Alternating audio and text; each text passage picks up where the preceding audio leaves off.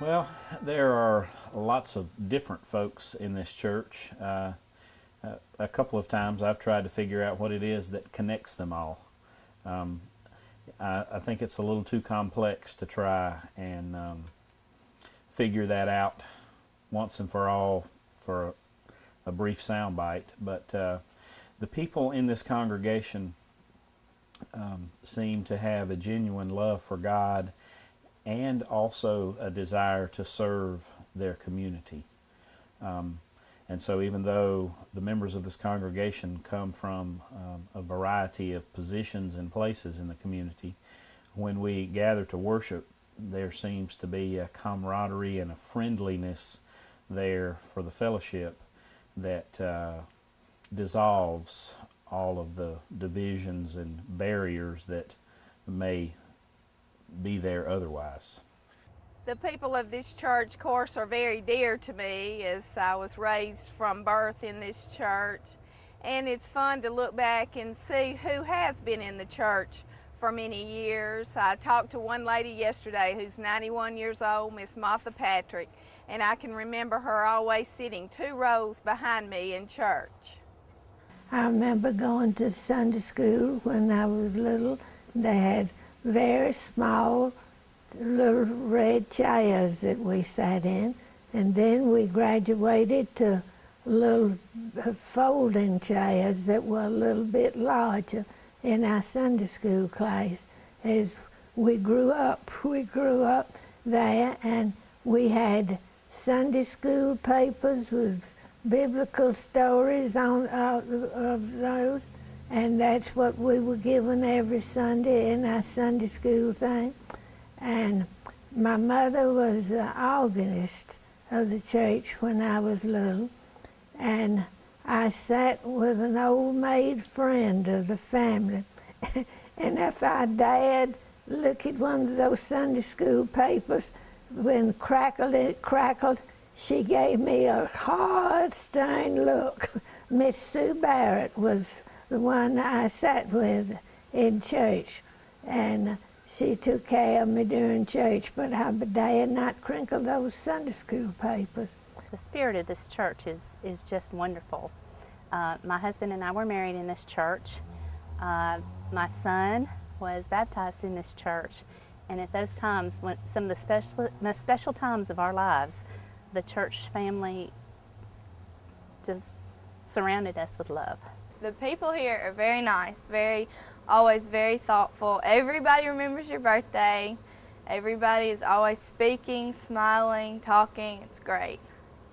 We have a good congregation of folks that seem to enjoy each other and to profit and benefit from being together. My earliest memory of the church, goodness, we have so many of those. One of them was when we had a Christmas program. We were all standing up in front of everybody, and we were getting ready to sing. We had our beautiful robes on. I had Claire Ralston on the left side of me and Van Matthews on the right side. And Van and Claire and I we had a lot of fun. You can ask our parents about that and other members, but we had a lot of fun. Hopefully we did good too, but we had fun. We were sitting there, and I think Van had a solo that he had sung, and we were having an absolute ball. It came time to light our candles. Everybody one was going to start with a candle lit, and it was going to go on down the row. Well, for some reason, we were playing with our candles. And when it came time to Van's candle, he lit it. Then he went over to my candle. My candle would not light. I think I had played with the wick enough that it was just completely messed up. Van was very polite. He was a gentleman and swapped candles with me. And he got mine eventually to light, so I got to light Claire's, and it went on down the row. That was one of the most memorable ones, I guess, because it was one of the most embarrassing. There were 5 children in my family, and I remember sitting with, all of us sat on one bench, and Daddy was pretty stern. And I do remember taking my Sunday shoes off, and then when church was over, I couldn't get them back on. My feet had swollen so. And I sat by my older brother Sam, and we did everything we could but pay attention. Mother would frown and look down. We knew we better hush, because then she'd. And I remember one day, my stomach was growling terribly. And my uncle, who sat about 2 rows up, sent a note back, and it said, "Kill that dog." And then Mother and I got so tickled, we nearly broke up church. People are great here, and it's never been, okay, I'm better, or okay, I'm feeling sorry for myself. Everybody's pretty much an equal, and they all just go and bond together. They all live for the church. They do for the church. They are members. They're not members that just come on Sunday. If there's any need within the church, they're right there to help. We've found out, I guess, over the years, we've had several occasions, personal things in our lives. After we moved here, we each had one remaining parent, and they were deceased after we came, and the church remembered that, even though that didn't know them real well. 2 years ago, my brother passed away, and he was better known in the church because he visited us several times and would always come to church, and he enjoyed it, and the people enjoyed him. He was handicapped, and he just loved to come to church, and he was a people person. People loved him, and when he passed away, people remembered us. I mean, it's hard to believe. And he lived all the way in Illinois. Yeah, and he lived almost 400 miles from here. Mm-hmm. This church is really joyful. There's a bunch of people that here that every time you see them, they'll just say hi. And if you see them out in Walmart or something, they'll always just say hi to you. And everybody's friendly. I don't know of anybody that goes here that won't ever be nice to you. I guess when I think about my church memories, I think of a lot of the relationships that I had the privilege of forming, and have continued to keep a lot of those relationships just because of our connection in the church. We have people in our church, there's one person in particular that still likes to sit by this stained glass window that her parents gave. And they say you shouldn't have your own pew in the church, but I think all the churches have a place that they usually sit on Sunday morning. And if I don't get in my pew, or my pew I call it, I'll sit somewhere else, it doesn't matter. But we sort of congregate on one side or the other, and it's used to be called the Blue Stocking Church. The Blue Bloods went there. That no longer is true. We're all Blue Bloods. We have some great people in this church, Pete. We've got people that have been here longer than I have and that I've grown up in this church with, and yet we've got a lot of good new members. We've just got a great congregation of people.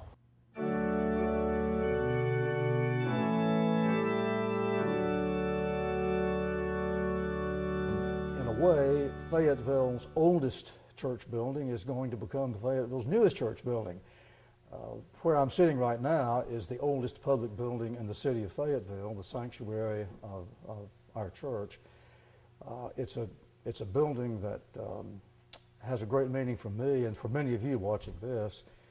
We need to cherish it and use it. We don't need to worship it. That's idolatry. But it's a marvelous sanctuary, great acoustics. You don't have to have any microphones or amplification in here, but it's a cozy place, and I, for one, love it. I worked and preached here for 30 years, and the place is still standing. That's an accomplishment. Well, I don't know. It's just the people that go here, I guess, and it's an old building, a lot older than me. It's the oldest church in the city, I guess. Beautiful old building. That's makes you stay together. Well, if you look at the structure of it and the workmanship that's going in this building, it's worth looking at. It's real old. Of course, you know, the first church was called the Church of Fayetteville. It wasn't called the Presbyterian Church, and they met in the law courthouse there from 1812 to about 1832. And so they were so identified that that's how they called themselves. And so I can't think of Fayetteville without the Presbyterian Church. And the cemetery around it was the city cemetery. It wasn't just the Presbyterian cemetery. There's some speculation that the architect of our church was William Strickland, who was architect of the Capitol at the same time.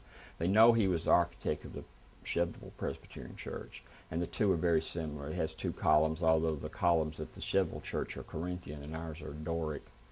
But there was the two column, and they had a steeple that was similar somewhat to the topping of the state capitol. It was torn down and pulled down in the 1890s because in 1890 there was a tornado and they thought it had been damaged so badly that it was going to fall. And it took 3 days and a bunch of mules, and they've hardly never got it, like to not have gotten it down, and it actually probably damaged more of the church than taking it down than leaving it where it had been. I don't know whether it relates back further than, I know it relates back in history further than any other church.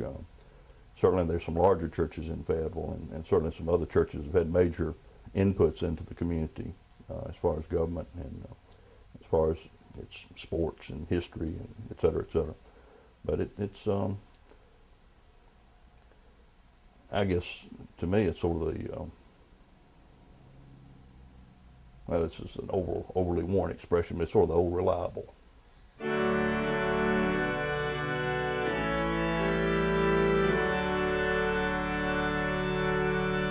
think our first week we probably had 7 children and 2 teachers. Bonnie McFerrin was one of our first teachers, and I was a director and a teacher also.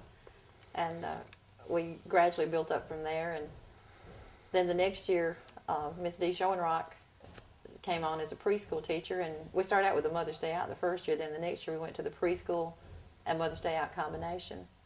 And so Dee has been a great asset to the center. She's wonderful.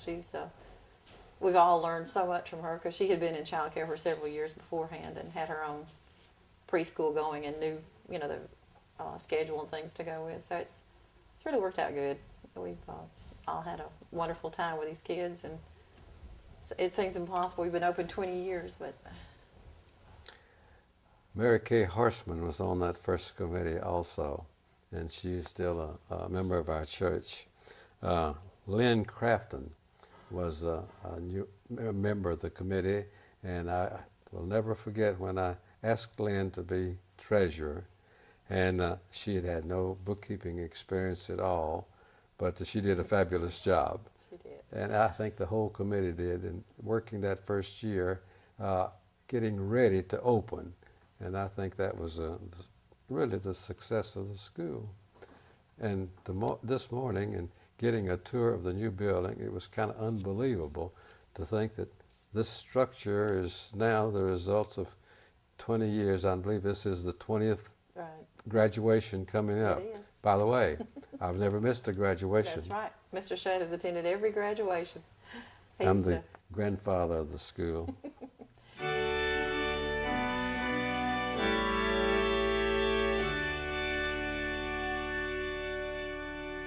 I'll tell you about this organ. That's one of my all-time favorite things. This organ was put in this building, I believe, 1917, 1918. This organ was established then, and at that time, it was all mechanical. Everything was mechanical. And the shutter on this organ, by the way, is still mechanical. Now, I think in 1942 and then again in 1979, major work was done to this organ. And in the 79 work, all of the old mechanical valves were replaced with solenoids, which is up to date. And the organ works better now and doesn't get out of shape as much. But it still has that wonderful mellow tone from all of the big pipes in there are wooden pipes. Some of the smaller ones are metal. But it's a marvelous, marvelous instrument.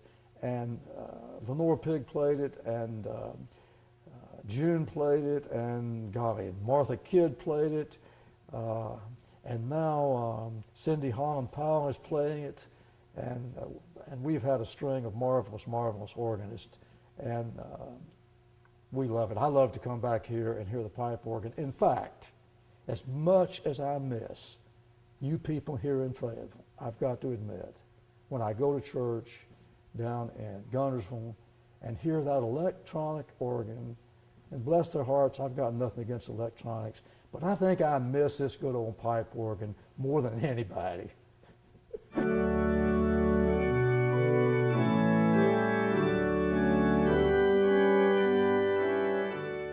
I think, as the old saying goes, you build and they will come, and I realize that we need to move on. With this day and time, it's neat to have the oldest church in town, but we need to move on. The members of this congregation have been thinking about the future and planning for this expansion for at least 20 years. 20 years ago or more, they began to look at the need to expand their ability to serve in this community, and so they began to look at property around the sanctuary and the church property and began to purchase it as it became available and to clear the land. And the Long Range Planning Committee has been working for a number of years on a plan to expand the capacity for fellowship and community activities, as well as child care space, and also including a space for older adults to come and have a place to meet. And so we see this as something that's been going on for 20 years, and only within the last 5 or 6 years have we actually begun to start changing the physical face enough so that you see what's going on with the building.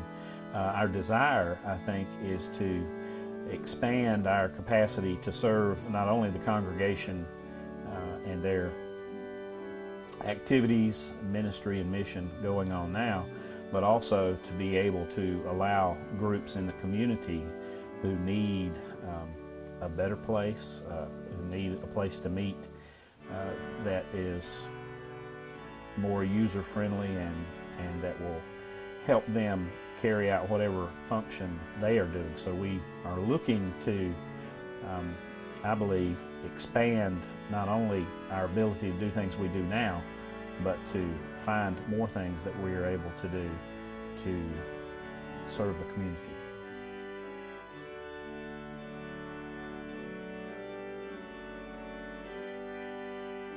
It's going to give us room to grow.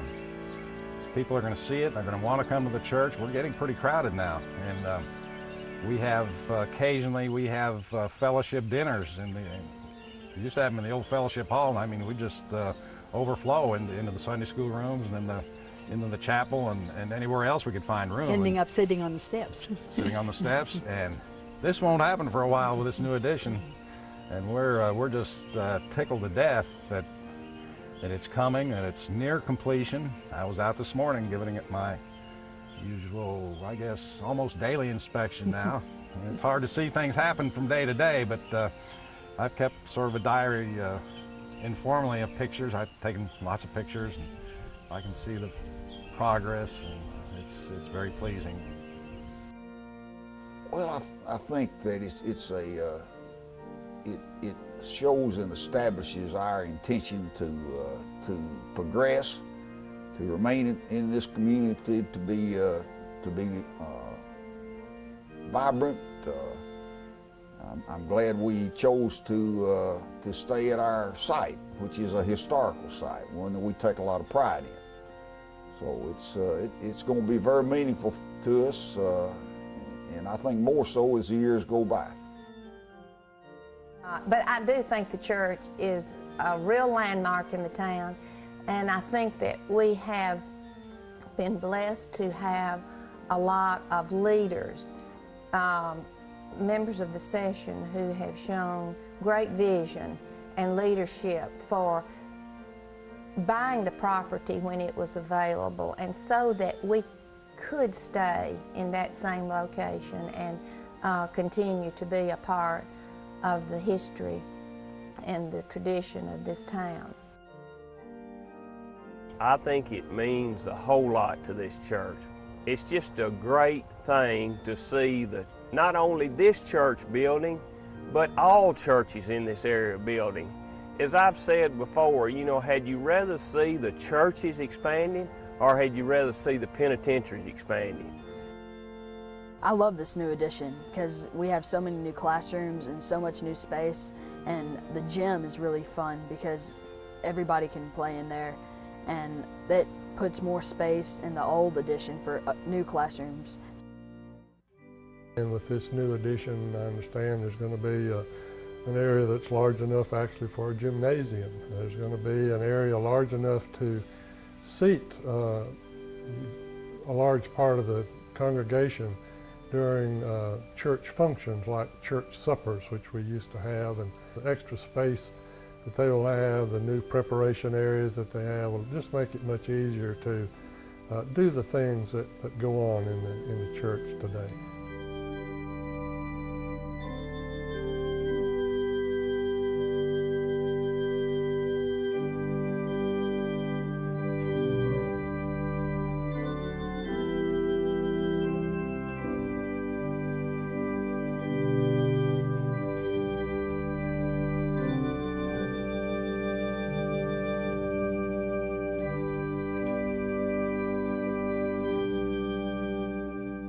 Take care of the church.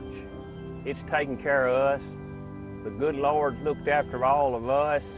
This church has been here since 1812. So please, please take care of it.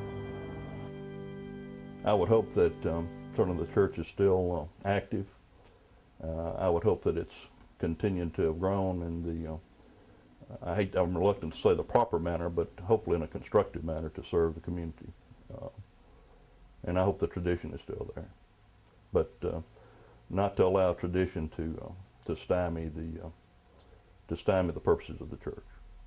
Well, I hope that they know, like, that their Sunday school teachers are as good as ours have been over the past few years, and that they just know as much about the Bible and that they've been taught what we were taught, and actually live on the standards, because a lot of people that aren't in this church don't live on the standards of Christ. And that, I hope that there's more people that come to this church than what do now, but I hope a lot of families are still the same. I hope your faith is strong and that you take part in all that you can in the church. I just would like to say that I hope that everybody still has the foresight, as our session members have in the past, that y'all will continue to look toward the future to try to see things that will help make our church continue to grow.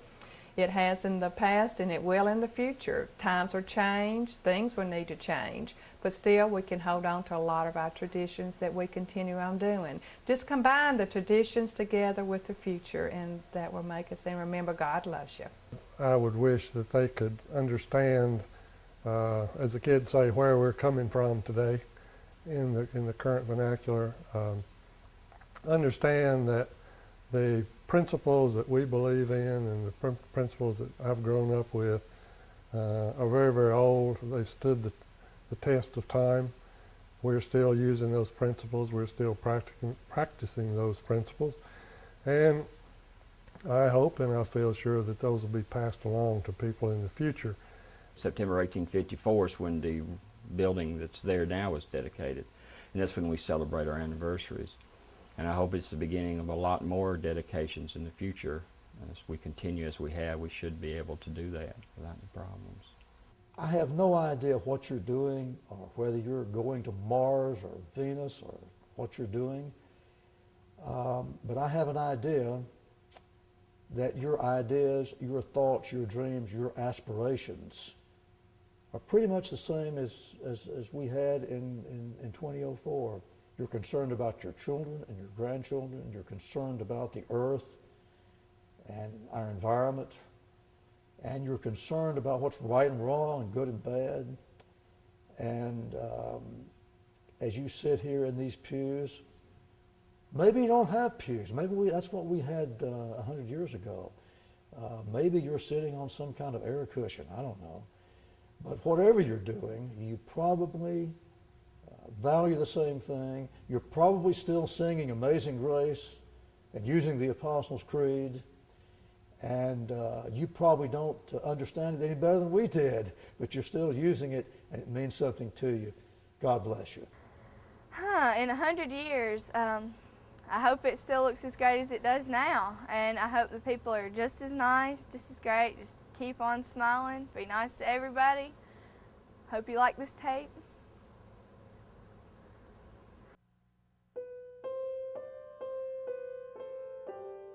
This is your building.